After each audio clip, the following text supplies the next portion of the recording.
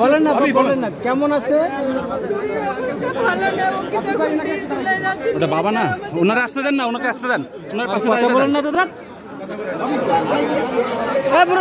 আপনি সামনে আসেন, সামনে আসেন, দাঁড়িয়ে দেন ভাই, ওনার বাবা আইনজীবী দেন না ভাই। আচ্ছা, আগে মুরব্বীদের কথা শুনি, তারপরে আপনি কথা শুনেন। বলেন ভাই, বলেন ভাবি, বলেন। আমার হাজবেন্ডকে 20 জুলাই নিয়ে যাওয়া হয় রাতের দিকে 3:30টার থেকে।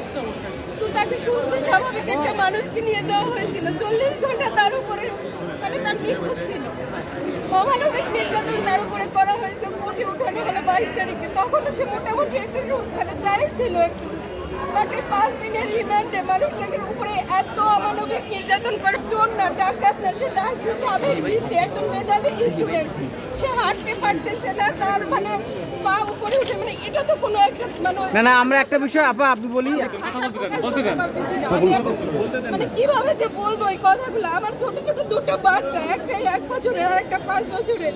ওরা শুধু শুধু ওর বাবার কথা বলে। বড় বাচ্চাটার খাওয়া দাওয়া বন্ধ হয়ে গেছে।